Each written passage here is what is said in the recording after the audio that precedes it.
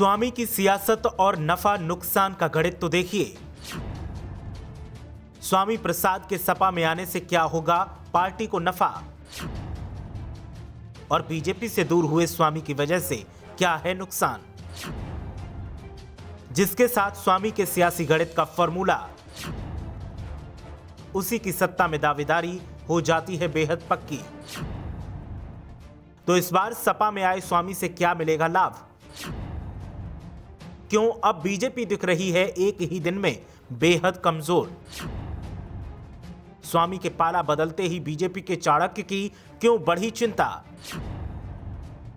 अमित शाह अचानक से एक्शन में आकर क्यों जारी कर रहे हैं आदेश पर आदेश? और स्वामी प्रसाद के आने से क्यों है सपा में जश्न? समझिए पूरा गणित।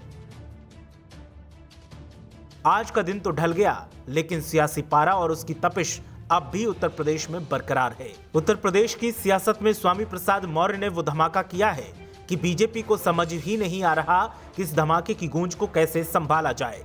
बीजेपी के चाणक्य की चिंता इस बात से बढ़ गई है कि रूठों को कैसे मनाया जाए, और सपा में जश्न इस बात का है कि सियासी गणित अब उसके पक्ष में हो गया है। गजब बात तो यह है कि अब नफा नुकसान का आकलन देखने को तो मिल ही रहा है, साथ ही फिलहाल सपा के दोनों हाथों में लड्डू दिखाई दे रहे हैं। बस जिस तरह से अखिलेश यादव ने सियासी पासा पलटा है, उसके सुखद नतीजे भी कुछ इसी तरीके के रहे। अब आइए आपको बताते हैं कि स्वामी प्रसाद मौर्य के सपा में आने से क्या फायदे हैं और बीजेपी को आखिर किस नुकसान का अंदेशा सता रहा है जो उसकी कवायद इतनी तेज दिखाई दे रही है। दरअसल ओम प्रकाश राजभर स्वामी प्रसाद मौर्य 2017 में बीजेपी के साथ थे, अब वे इसके खिलाफ खड़े हो गए हैं। स्वामी प्रसाद मौर्य के साथ जिन 3 विधायकों ने अभी तक इस्तीफा दिया है, उनका जातीय गणित देखें तो वे तुरुप का सबसे बड़ा सियासी एक्का मालूम पड़ते हैं।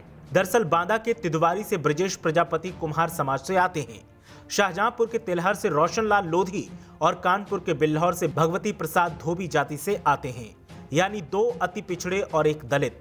इन जातियों की संख्या किसी भी सीट पर बहुत बड़ी तो नहीं है, लेकिन इतनी है कि ये खेल बना या बिगाड़ सकते हैं। यही कारण है कि यूपी की सभी पार्टियां इन्हें पलकों पर बिठाकर रखना चाहती हैं। भगवती प्रसाद सागर, रोशनलाल वर्मा और ब्रजेश प्रजापति तीनों शुरुआती बसपाई रहे हैं। समय बीतने के साथ पार्टी बदल गई। 2017 से पहले बीजेपी ने इन्हें अपने पाले में किया, जिससे गैर यादव और गैर जाटव वोटों को खींच सके। अब वही काम अखिलेश यादव कर रहे हैं। अखिलेश यादव पहले से ही दलित वोटरों की गोलबंदी कर रहे हैं। वे समाजवादियों के साथ अम्बेडकरवादियों को भी खड़ा करना चाहते हैं। यादव तो उनके साथ हैं ही, अब बारी गैर यादव वोटरों को जोड़ने की है। ओम प्रकाश राजभर से गठबंधन इसी कड़ी का हिस्सा है। कभी मुलायम सिंह यादव के साथ बड़ी संख्या में अति पिछड़े जुड़े थे, और गैर जाटव दलित वोटर्स के लिए अखिलेश यादव ने दलित नेताओं को न सिर्फ अपने यहाँ जगह दी है, बल्कि बहुत से नेताओं से गठबंधन भी किया है। यूपी में पिछड़ों की आबादी देश में सबसे ज्यादा है। राजनीतिक रूप से 2014 के पहले से कभी सपा की ओर तो कभी बीजेपी की ओर ये लोग जाते रहे हैं, लेकिन 2014 की मोदी लहर में पहली बार बीजेपी ने इस समुदाय में सेंधमारी की। 2017 में बीजेपी ने यूपी में सवर्णों के साथ दलितों और पिछड़ों का अद्भुत जातीय समीकरण खड़ा किया था। अब अखिलेश यादव कोशिशों में जुटे हैं, यानी 2017 में जो बीजेपी ने किया था वही 2022 में अखिलेश यादव कर रहे हैं, और अखिलेश यादव अपनी चाल में सफल भी दिखाई दे रहे हैं। और अखिलेश यादव के सियासी खेल का पहला दांव जो सामने आया है स्वामी प्रसाद मौर्य के रूप में, उसने बीजेपी को भी सकते में डाल दिया है। हालांकि स्वामी प्रसाद मौर्य के सपा में जाने की अटकलें पहले से ही चल रही थी, लेकिन बीजेपी को भी ये उम्मीद नहीं थी कि ऐसा हो जाएगा, क्योंकि स्वामी प्रसाद मौर्य के पास जहां कैबिनेट मंत्री का पद है तो वहीं बेटी बदायूं से सांसद है।